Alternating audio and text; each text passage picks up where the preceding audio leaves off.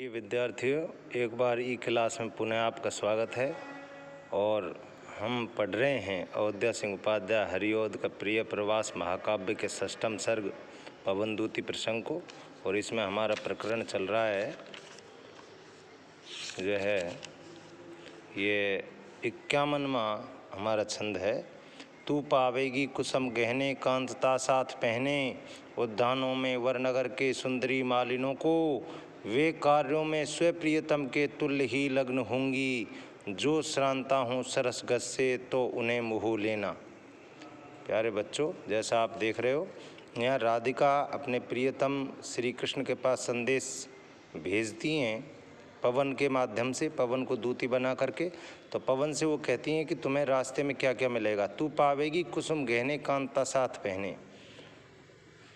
तू पावेगी, हे पवन, तू निश्चित रूप से कुसुम यानी कि फूलों के गहने पहन करके, जो सौंदर्यशाली होंगे उन्हें पहन करके तू सुंदरी मालिनों को, सुंदर मालिन जो हैं खेतों में काम करने वाली सुंदर मालिन स्त्रियों के सुंदर गहनों से, जो फूलों के गहनों से सौंदर्यशालिनी होंगी, उनके उद्यानों में वरनगर के, उस वरनगर श्रेष्ठ नगर मथुरा के उद्यानों में वो मालिनें तुम्हें देखने के लिए मिलेंगी, हे सुंदरी, हे पवनदूती। तो यहाँ अगली पंक्ति जो है कहते हैं वो, वे कार्यों में स्वप्रियतम के तुल्य ही लग्न होंगी, वे अपने प्रियतम के समान ही कार्यों में संलग्न होंगी, अर्थात अच्छे कार्य कर रही, परिश्रम के कार्य कर रही होंगी। वे कार्यों में स्वप्रियतम के तुल्य ही लग्न होंगी। तुल्य का मतलब है यहाँ समान रूप से कार्य कर रही होंगी। यहाँ स्त्री और पुरुष समानता की बात करती हैं कि हरिऔध जी कहते हैं कि स्त्रियां किसी भी परिप्रेक्ष्य में, श्रम हो, मजदूरी हो, खेती हो, कहीं भी स्त्रियां कम नहीं हैं। तो यह महिला सशक्तिकरण की बात वो करते हैं। जो श्रांता हो सरस गत से तो उन्हें मोह लेना। यदि वो मालिनी सुंदरियां थकी हुई हों तो अपनी सरस गति से, शीतल मंद गति से, अपनी सरस गति से यानी आनंद प्रदायिनी गति से उन्हें मोह लेना, यानी उनको मुग्ध कर देना, आनंदित कर देना। जो इच्छा हो सुरभि तन के पुष्प संभार से ले, आते जाते सरुचि उनके प्रीतमों को रिझाना, ए मर्मज्ञ रहित उससे युक्तियाँ सोच होना, जैसे जाना निकट प्रिय के व्योम चुंबी ग्रहों के। यहाँ पर हरिऔध जी कहते हैं कि हे पवनदूती, राधिका के माध्यम से वो कहते हैं कि जो इच्छा हो सुरभि तन के पुष्प संभार से ले, यानी कि पुष्प संभार का अर्थ है यहाँ पर फूलों का जो पराग कण हैं उनको लेकर के, सुरभि तन के यानी सुगंधित शरीर के, आते जाते सरुचि उनके प्रीतमों को रिझाना। उन मालिनों के सुगंधित पुष्प संभार, जो फूलों के गहने पैर रखे हैं, उनसे सुगंध को लेकर के और उनके सुगंधित शरीर से सुगंध को वहन करके आते जाते सुरुचिपूर्ण उनके प्रियतमों को, उनके जो पति हैं उनको, उनके जो प्रेमी हैं उनको रिझाते हुए जाना। हे ए मर्मज्ञ, हे पवन, आप निश्चित रूप से मर्म को जानने वाली हैं, मर्मज्ञ रहित उससे युक्तियाँ सोच होना, उनसे रहित होकर के आप युक्तियों को सोचते हुए जाना, जैसे जाना निकट प्रिय के व्योम चुंबी ग्रहों के। और मेरे प्रियतम के व्योम चुंबी यानी कि गगन चुंबी जो घर हैं, ऊंची ऊंची अट्टालिकाओं वाले इमारत जो हैं, उनसे निकट होकर के जाना। तो अपने हे मर्मज्ञ, हे मर्म को जानने वाली, तो युक्तियों को सोचते हुए जाना जिस तरह से वो रिझाएं, प्रेम युक्त हों। देखें पूजा समय मथुरा मंदिरों मध्य जाना, और मथुरा के मंदिरों के मध्य में पूजा के समय पर जाना, नाना वाद्यों मधुर स्वर की मुग्धता को बढ़ाना।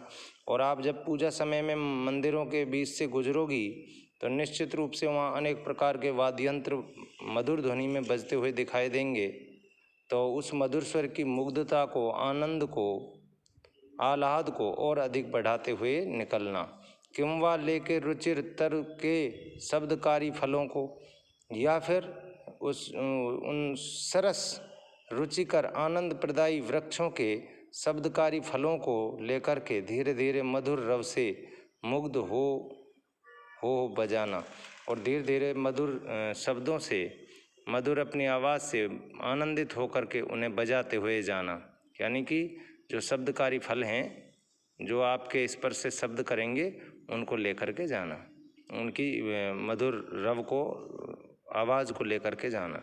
नीचे फूले कुसुम तर के जो खड़े भक्त होवें, किंवा कोई गठित मूर्ति हो देवता की, तो डालों पर मृदुल मंजुता से हिलाना, ओ यूं वर्षा कर कुसुम की पूजना पूजितों को। यहाँ एक हरियोत जी ने कल्पना की है कि यदि पुष्पित यानी कि फूलों वाले कोई पुष्पधारी वृक्ष के जो नीचे भगवान के भक्त खड़े हों, और या फिर वहाँ कोई उपल का मतलब है पत्थर से निर्मित मूर्ति हो किसी देवता की, तो निश्चित रूप से उस पुष्पित फूलों वाले वृक्ष की डालों को परम मृदुता, अत्यधिक कोमलता के साथ और बहुत ही सुंदरता के साथ उनको हिलाना, जोर से नहीं हिलाना है ताकि वृक्ष की डाली टूट जाए, बहुत ही कोमल तरीके से हिलाते हुए चलना।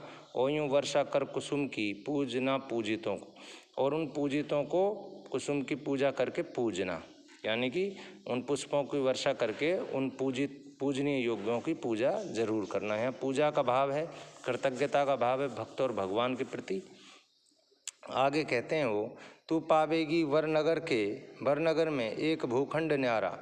हे पवन दूती, तू निश्चित रूप से उस श्रेष्ठ नगर में एक भूखंड अलग ही प्रकार का न्यारा अद्भुत तुमको मिलेगा। शोभा देते अमित, जिसमें राजप्रसाद होंगे, और जिसमें शोभा संपन्न अमित यानी कि अगणित, जिनकी गणना नहीं की जा सकती, ऐसे राजमहल होंगे। उद्यानों में परम सुषमा है जहाँ संचिता सी, जिन राजप्रसादों के, जिस मथुरा के उद्यानों में परम सुषमा है, यानी कि बहुत अधिक शोभा संपन्नता है, जहाँ संचिता थी, संचित रूप से इकट्ठी हुई शोभा वहाँ पर उद्यानों में है, यानी कि बहुत सुंदर उद्यान है वहाँ। छीने लेते सरोवर जहाँ वज्र की स्वच्छता है, और जहाँ के सरोवर वज्र की जो धवलता है, सुंदरता है, उससे उपमा की है कि उसकी स्वच्छता को भी छीने लेते हैं, अर्थात बहुत अधिक श्रेष्ठ सरोवर हैं वहाँ के। तू देखेगी, अगले में क्या कहते हैं, तू देखेगी जलद तन को जा वहीं तदगता होंगे लोने नयन उनके ज्योति उत्कीर्णकारी।